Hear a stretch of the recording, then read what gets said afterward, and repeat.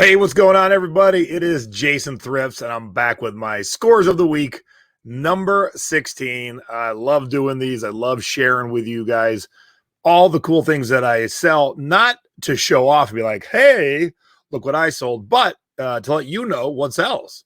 So hopefully when you watch these short little 10-minute videos, you see things you're like, I never knew that was worth money. And you go out and find them. So if you do find something that you've seen on one of my short 10-minute scores of the week shows, leave a comment down below. Let me know what you found. And if you sold it, how much you sold it for. All right, so let's get right to it. And I am going to keep the scores big and me small. There we go. To make it easier to see. So let's get right to my first scores of the week. And we will always start with the regular scores. These are the non-music scores. First off, Levi's Silvertabs. Oops, there we go. I've talked about Silvertabs forever. You know, the market goes up and down. Certain cuts, certain styles, certain colors will sell for more than others. But man, anytime you see Silvertabs in the thrift store, if they're not priced too high, you can usually get anywhere from 25 to $100. And the $100 are more rare right now, but it's a consistent like 35 to 50 seller, consistent. And some thrift stores will price them a little higher, but you can usually pick up jeans for, $4, $5, $6. So always grab the Levi's Silvertabs. All right. I did show this Ely Cattleman big man shirt on Thrifty Business the other night. I did want to point out that when you have a big shirt, like a 4XL shirt, I am guessing you do not have a 4XL mannequin. So to combat that, to at least show it in all its glory, I took a hanger and put a pool noodle on it. Now, what I might do to make it a little bit better is have the pool noodle break at the shoulders, so the sleeves drop down a little bit more. But I definitely wanted that whole picture to show the entire shirt, front and back. That way, any potential buyer can see if there's any defects, stains, rips, holes, anything. If you put a 4XL shirt on a size large mannequin, it looks ridiculous and you can't see much of anything because it's all just kind of bunched up. So get that pool noodle over across the top, a good solid hanger. All right. I love when I get notes like this. The buyer thanked me for selling this, and more so because they lived in Australia and they couldn't get anyone to ship it to them. And so he thanked me and said, just please pack carefully for the long cross the seas journey, which is fine with me. I don't care when customers ask me to pack well. I do anyway. But when they ask, that means they've got something or a lot of things broken. And so this is the chance for you to be the light that actually, the light in their eyes that actually sends the item without it getting broke and reinvigorates their wanting to buy online, because there are good shippers out there. So $80 plus shipping to Australia. And as you can see, since it's sold in Australian dollars, it was sold directly on eBay Australia. All right, so this was an experiment. It didn't work so well, but you always got to try new things. Always, always, always. I'm in the Iron Maiden fan club, and I bought this shirt. I didn't love it, but I didn't hate it. So I thought, all right, let me see if I can buy stuff that's for the fan club and make any kind of profit online. I bought it for 33. I took a best offer of 50. So, $17 after fees and time invested, it just isn't really worth it. But here's how I justify this whole experiment, because I did it with 3 shirts in my size. So I told my wife, hey, you know what? If it doesn't work, then I just got a couple extra Iron Maiden shirts. So no harm, no foul. But if it works, cool, make some money. $17 wasn't enough to do it again, but I'll buy some shirts for myself for sure. And last but not least, I wanted to share this again. I shared it on Thrifty Business. This one sold directly in euros, so this means this was listed directly on one of the eBay European sites. But this was something I bought. It's called retail arbitrage. If you're unfamiliar with that term, retail arbitrage is when you go into a store and buy something retail that you then sell online for quite a bit more money. In this case, I paid $80 and I took a best offer that worked out to that I sold it for $275. So about a $200 increase in my sale, not my profit, obviously, but good enough for me, and going directly to the UK. All right, now it's time for the music scores of the week. And as always, we start with cassettes. Man, Style Council, talk about straight out the 80s. This is still sealed. It's got a little notch in the side, And that little thing wrapped around the front tells you it is a foreign cassette. So this was pressed in Greece. And as you can see, it was bought in Great British pounds, meaning I listed it directly on ebay.uk.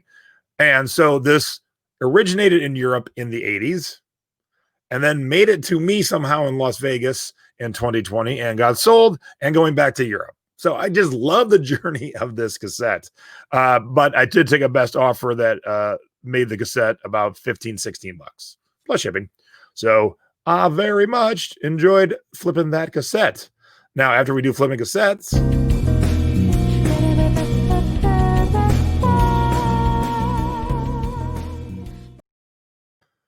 we talk about flipping vinyl records. Now, I want to show this one for two reasons. A, when you have an artist that people don't tend to care about their albums by themselves, like Leo Kottke here, you put them together, a nice little grouping. So I sold this grouping for 60 bucks plus shipping. But what's funny is I bought an entire CD collection yesterday, and I'm going to show you a picture of that in a minute. But in that collection was some Leo Kottke stuff, and my assistant exclaimed out loud, "That's a funny name." And then that was yesterday. And then today, or last night, and then last night I sold it, and today she shipped it Leo Kottke records. So of all the CDs I bought, and I bought quite a few, this is the only one that really stuck out to her, and then we sold some records. It's funny how that works, isn't it? All right, here's the other fun record I sold this week, because that is shaped like a buzzsaw, a bloody buzzsaw. See, vinyl records don't have to be boring. They don't have to be just black and round.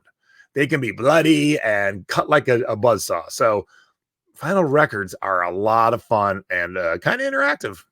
All right, we'll finish off with CDs. All right, do you know who the Tom Tom Club is? Talk about 80s and early 90s. If you don't, the two main people in the Tom Tom Club are Chris France and Tina Weymouth from the Talking Heads. So the two main people in the Tom Tom Club are half of the Talking Heads. So in my item description for artists, I worked in Talking Heads because they truly are the Talking Heads. This isn't a Talking Heads CD, but a lot of people don't know that half of the Talking Heads formed another band called the Tom Tom Club. So this helps get a few more eyes on it. And I put in name specifics. I don't put it up in the title. Not a huge sale, but I think I paid $3.99 for it. 15 bucks. I like it. All right, Guns N' Roses. Now, speaking of bonus keywords, this is a promo CD single for Knocking on Heaven's Door, the remix. But what's cool is it came from the soundtrack to Days of Thunder. Remember Coal Trickle, the Tom Cruise NASCAR movie? So I was able to put Days of Thunder in the title. So more bonus keywords. And as you can see, it was sold in Australian dollars. So it sold directly on eBay Australia for 18 bucks. But look, this is just one song. The one song remix. That's it. That's all this promo CD is. And if you recall, from this big lot, I bought 2,401 CDs, and the CDs ended up being an average of 75 cents each. So a lot of them have sold for 50 and 80 and 100. And then the rest are sitting around the 15 to 18 mark. So 75 cents turning into $15 to $18 over and over and over and over. That's a hell of a return. So don't be afraid of putting out big money, because I put out a lot of big money yesterday in an estate sale, but what I'm getting back is going to be so much huger that I have no worries. Oh, and yeah, there it is. So you just Knocking on Heaven's Door, the remix. That's it. And that's the little graphic down there from the Days of Thunder movie poster. So coolio. And then last two. This was a Christmas CD I listed last Christmas, sold it last week. So sold in October. So just because you get good stuff up for Christmas doesn't mean it's going to sell at Christmas. It could take 11 months and sell in October before the next Christmas, but it sells. So $2.99 into 19 bucks. I love it. And then last week I showed you a Linkin Park special CD in a book form. Here's a Linkin Park in a DVD audio form, which is kind of like a CD, but fancier, something I teach in my Flippin' CDs courses. I did spend 15 and I sold it for 32. Now the problem is, this is a specialized case, and these cases you just can't get anymore. They're just not readily available to flip out like regular jewel cases. So when I do the condition of the whole packaging, the CD, the booklet, the back art, and the case, I have to take into consideration I can't change these cases out. Regular CDs, I can change the cases out for fresh cases. Boom, it's brand new again, so to speak. But this, I can't change it. So 15 into 32 is not the biggest return, but still a nice return. All right, so we're going to have a contest right here on this show. You have to be watching this show in order to participate and win. And the prize will be an either eBay or Amazon gift card. So you get to choose the winner. This was the new CD collection I picked up yesterday. So next week, be quiet, Siri. I will give you more details next week, but I've already figured out what the price of all these are going to sell for when I'm done selling every single one of them. So I've got a figure, and what we're going to do is have y'all guess, obviously, and then the 10 people who come closest to the figure, we'll then put your name on a spinning wheel, and we'll spin that wheel, and whoever the wheel picks is the winner. Okay?